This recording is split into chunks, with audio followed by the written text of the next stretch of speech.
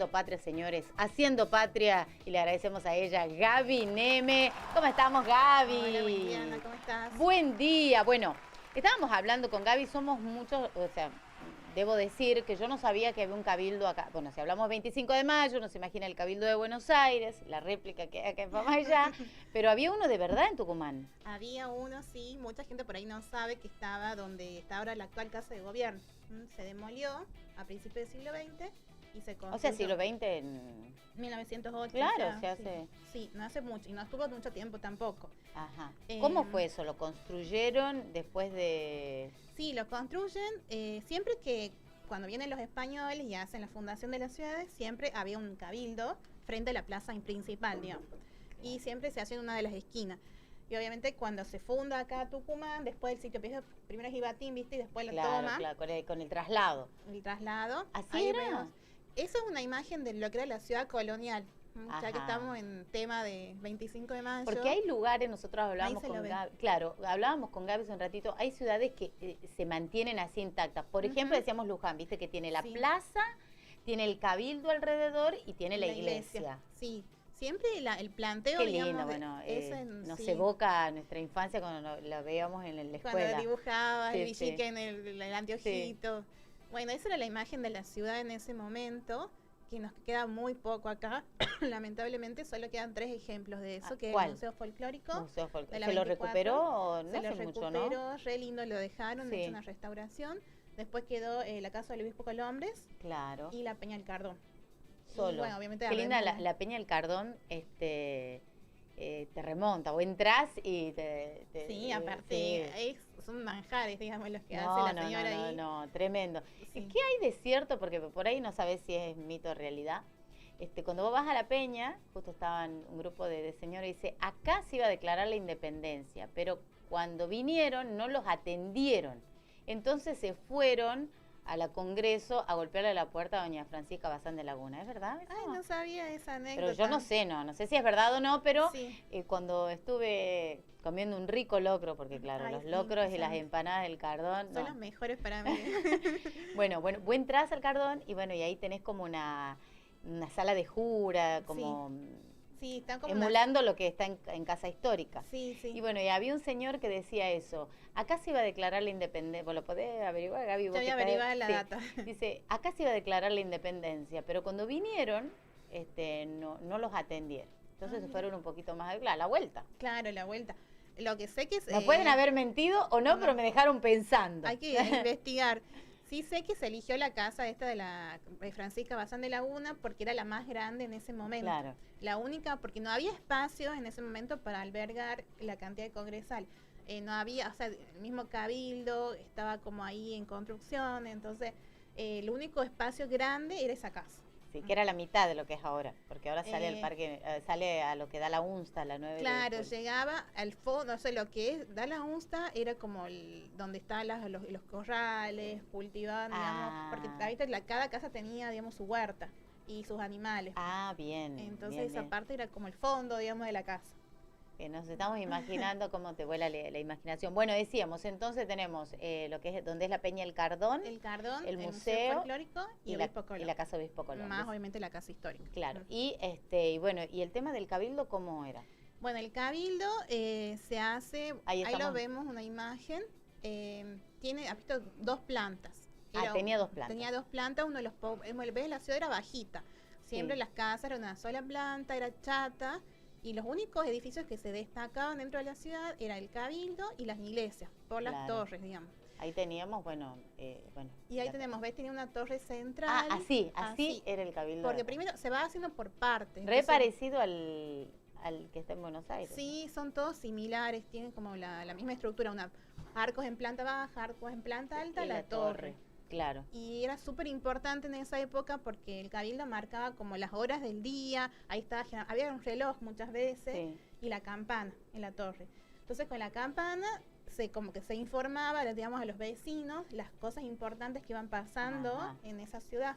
O por ejemplo se decía campana, ¿cómo la palabra? Arrebato.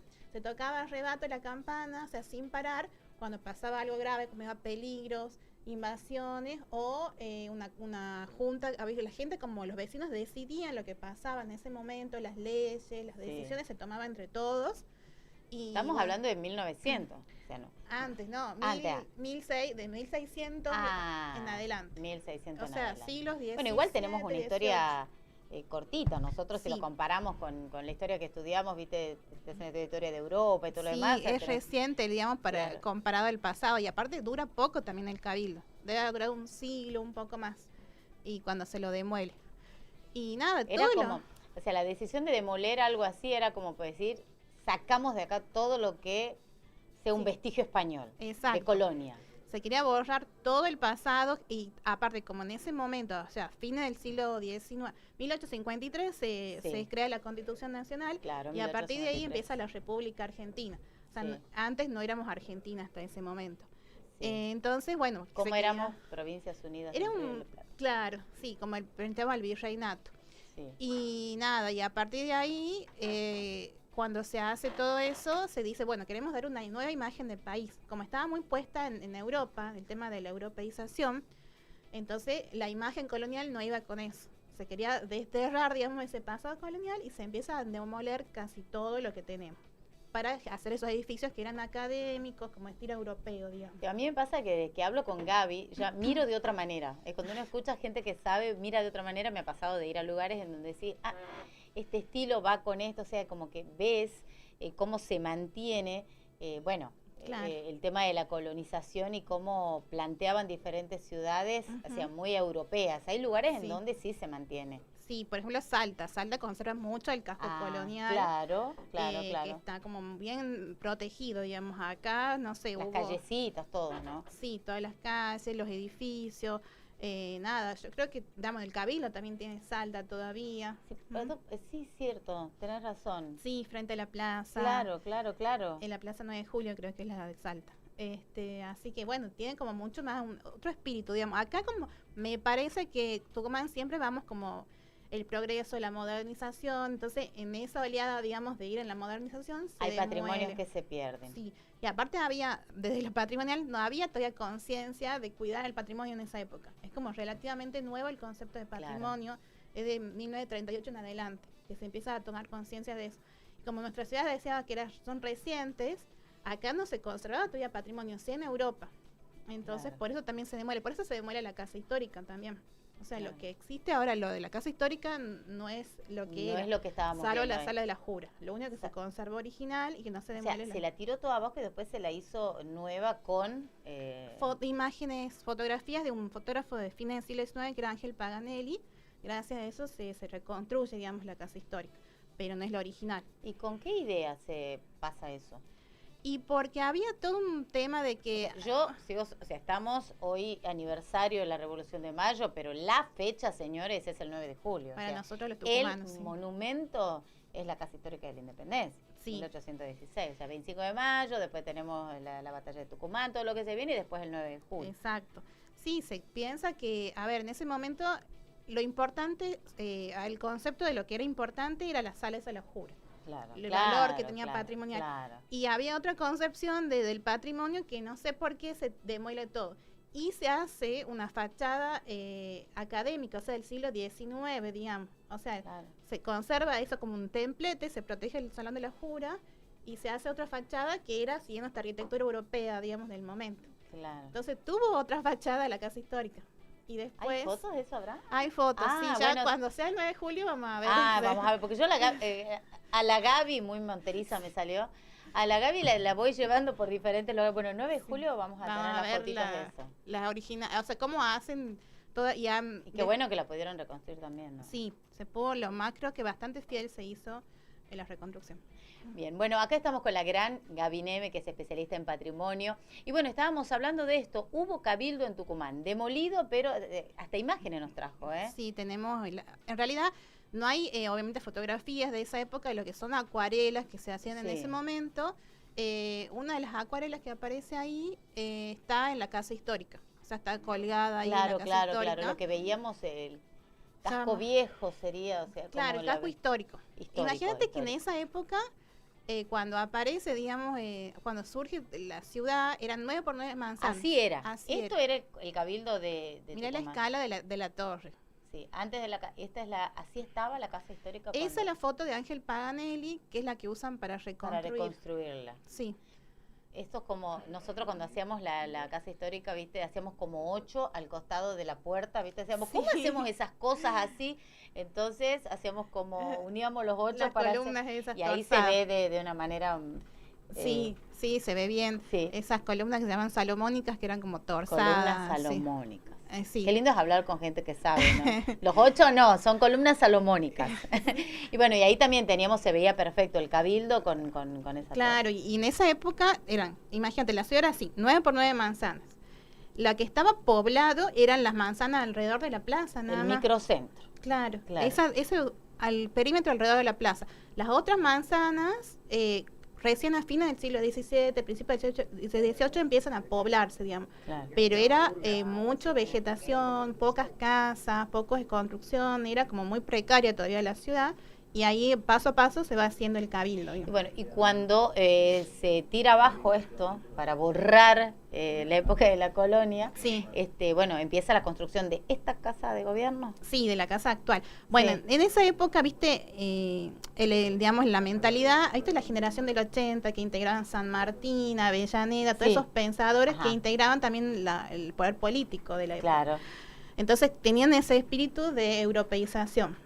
Y en ese momento, en 1908, era gobernador Luis F. Nogués, que también tenía ese pensamiento liberal. Ajá. Entonces se ordena, digamos, la construcción y se termina de construir, o sea, de 1908 a 1912, que se inaugura la Casa de Gobierno. Bien, ya vamos a seguir con Gaby, porque tenemos un móvil en vivo, recordemos Solemne Te Deum, donde están las autoridades, las máximas autoridades provinciales y también municipales. Allí está tanto Franco Carleto como Javi, cubriendo todo lo que pasa. En estos momentos, a las 10 de la mañana, todo está centrado en la Catedral Tucumana, en donde estaba llevándose adelante el Solemne Te Deum. Recordemos que esta es una celebración más corta, porque el Te Deum es una celebración litúrgica propia para este tipo de fechas en nuestro país. En un ratito vamos a estar en contacto con nuestros compañeros de trabajo para ver si podemos tener la palabra de los protagonistas en ese momento y para conocer cuál ha sido el mensaje que ha brindado el arzobispo de Tucumán, pero estamos mientras tanto con nuestra especialista en patrimonio, Gaby Neme. Gaby, bueno, te llevo por todos lados. ¿Sabes que me gustaría después conocer un poco el tema de la historia o lo que está vinculado con lo arquitectónico de Villa Nogués?